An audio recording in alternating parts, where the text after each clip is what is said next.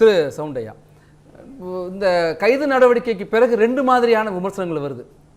அவர் பேசியது தவறு தான், நாவடக்கத்தோடு இருக்கணும்னு தொடர்ந்து வலியுறுத்திக்கிட்டே வந்திருக்கோம்.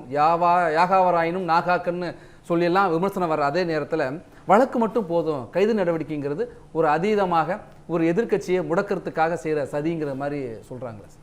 இல்லை, பெண்களுடைய கண்ணியத்திற்கு எதிராக அல்லது அது பாதிக்கப்படும்படியாக எந்த செயலாக இருந்தாலும் அது தயவுதாட்சியம் இல்லாமல் கடுமையான நடவடிக்கை எடுக்கணும். ஏன் அப்படின்னா, இவருக்கு ஒரு சாதாரண நடவடிக்கை எடுத்துகிட்டு நாளைக்கு இன்னொரு சாதாரண மனிதன் பேசும்போது அவன் பேரில் கடுமையான நடவடிக்கை எடுக்கப்படும் போது என்ன வரும்னா, அப்போ பவரில் இருக்கிறவன் எது வேணாலும் பேசலாம், அவனுக்கு பயந்துருவீங்க, நாங்கள் பேசக்கூடாதா அப்படின்ற மாதிரி வரும். பாதிக்கப்பட்டவர்கள் எந்த அந்தஸ்தில் இருந்தாலும் சரி, அது பொருளாதார அந்தஸ்தோ அல்லது நடிகையோ யாராக இருந்தாலும் சரி, அதே நேரத்தில் அவங்க கீழே இருந்தாலும் சரி, அவர்களுக்கு ஒரு முழு பாதுகாப்பு. எல்லாருக்கும் ஒன்று தான், எல்லாரும் ஒன்று தான்.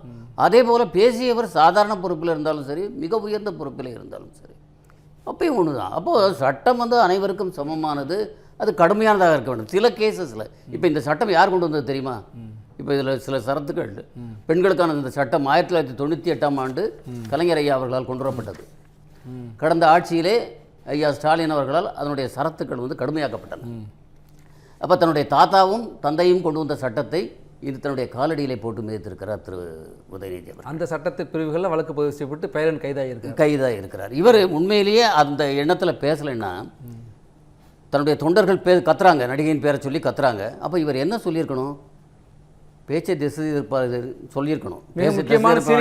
நான் பேச வந்த நோக்கம் இது, அவங்க பற்றி நான் பேசலை, நீங்கள் இது மாதிரியெல்லாம் நடந்துக்க கூடாது அப்படின்னு அவர் ஒரு வார்த்தை சொல்லியிருந்திருக்கணும். அப்படி சொல்லியிருந்தால் இந்த இஷ்யூவே வந்திருக்காது. ஏன்னா அவர் தாக்கியது முதல்வரை தான் தாக்கியிருக்காரு. அந்த வார்த்தையை பார்த்தீங்கன்னா அது முதல்வருக்கான வார்த்தை. இப்போ அந்த நடிகையின் பேரை சொல்லும் பொழுது அது ஒரு ஆபாசமான அர்த்தத்தில் வந்துருச்சு, ஒரு பெண்ணை அசிங்கமாக சொல்கிற மாதிரி வந்துருச்சு. அப்போ அந்த இடத்துலையே அவர் அது முற்றுப்புள்ளி வச்சுருக்கணும். அவர் மேலும் அதை ஒரு கமெண்ட் கொடுக்கும்போது அது என்ன வருது அப்படின்னா, நான் சொன்னதை அண்டர்ஸ்டாண்ட் பண்ணிக்கிட்டீங்களா, புரிஞ்சுக்கிட்டீங்களா, நான் சொன்னது தெளிவாயிருச்சா அப்படின்ற மாதிரி கேட்குற மாதிரி இருக்குது. அப்போ அந்த வார்த்தைக்கு அர்த்தம் அதுதான். அப்போ இந்த மாதிரியான ஒரு அருவருப்பான வார்த்தையை பொதுவெளியில் பேசுவது என்பது ஒரு பாரம்பரியமான கட்சி, அது சாதாரணமான கட்சி அல்ல, மிக பழமையான கட்சி.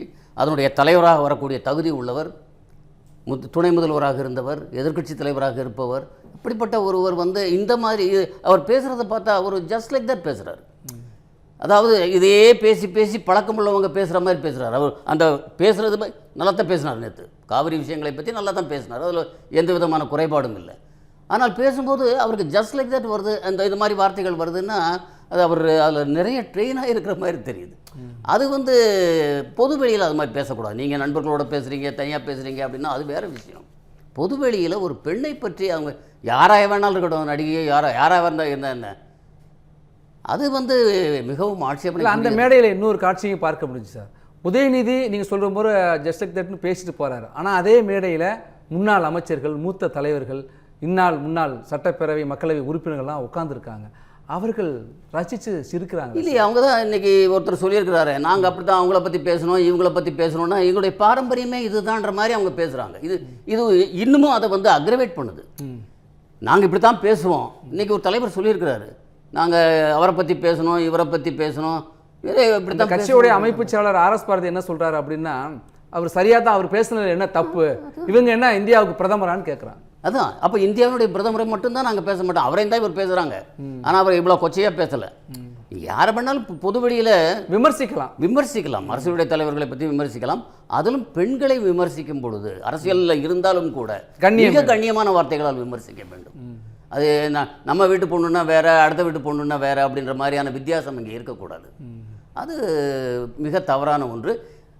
உதயநிதி அவர்களை பொறுத்தவரையில் எழுதி கொடுத்து படிக்கும்போது கரெக்டாக படிச்சிடறாரு. அங்கேயும் பேப்பர் வச்சுருந்தார், ஆனால் நேற்று எக்ஸ்டம்போரை தான் பேசினார், பல விஷயங்கள் எக்ஸ்டம்போரை பேசினார்.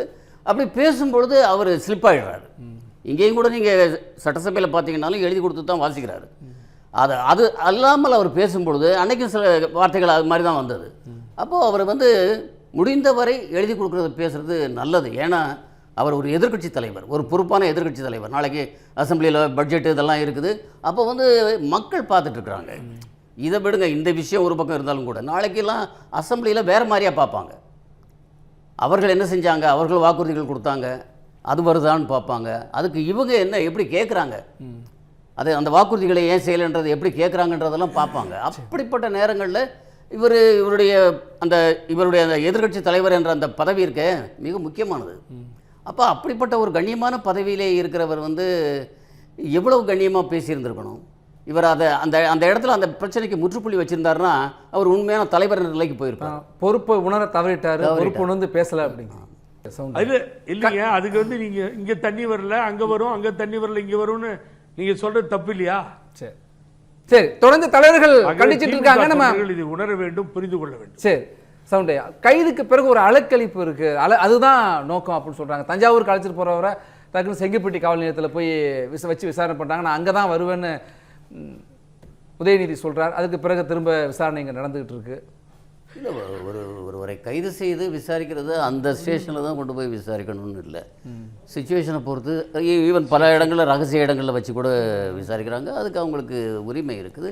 மேலும் இன்னொரு காவல் நிலையத்தில் தான் வச்சு விசாரிக்கிறாங்க. ஏன்னா இப்போ அவரை செங்கிப்பட்டிக்கு கொண்டு போகிறதுல ஒன்றும் பிரச்சனை இல்லை. ஆனால் இவரை டவுனுக்கு உள்ளே கொண்டு போயிருந்தா நிறைய சட்ட ஒழுங்கு பிரச்சனைகள் வந்து அங்கே நிறைய திமுக திரண்டு இருக்கிறதையும் பார்த்து. டவுன் இல்லையா, டவுனு ஈவன் டிராஃபிக் பாதிச்சா எடுங்க, அதுலேருந்தே எடுங்க. இன்றைக்கு இப்போ பல தனியார் பள்ளிகள்லாம் விடுமுறை விட்டுருக்காங்க, டிராஃபிக் இதாகும். அதனால் அங்கே வச்சு விசாரித்தார். சட்டப்படி எந்த தவறும் வழக்கமான நடைமுறை தான், வழக்கமான நடைமுறை தான். மேலும் ஒருத்தர் ஒரு பேச்சு பேசும்பொழுது அவர் யார் பேசுகிறான்றதை வச்சு தான் அவருடைய இம்பேக்ட் ரீச் எல்லாம் இருக்கும். இதே போல் பேச்சை எவ்வளோ பேர் பேசியிருக்காங்க, நம்ம கடந்து போயிருக்கோம். ஏன்னா எங்கேயோ பேசியிருப்பார், அது அந்த சரௌண்டிங்கில் தான் இருக்கும். ஆனால் ஒரு பெரிய தலைவர் பேசும்பொழுது இன்றைக்கி இந்த பேச்சு இந்தியா முழுக்க பரவி இருக்கு. அப்போ இந்தியா முழுக்க இருந்து நம்முடைய கண்ணியத்தை பற்றி என்ன நினைப்பாங்க? இது ஒவ்வொரு தமிழனுடைய கவலையும் கூட. ஒரு தலைவர் இப்படி பேசுகிறாங்க. ஏன்னா நாங்கள் இது மாதிரியான விமர்சனங்கள் எல்லாம் பல முறை ஐஏஎஸ் சர்க்கிளில் ஃபேஸ் பண்ணியிருக்கோம்.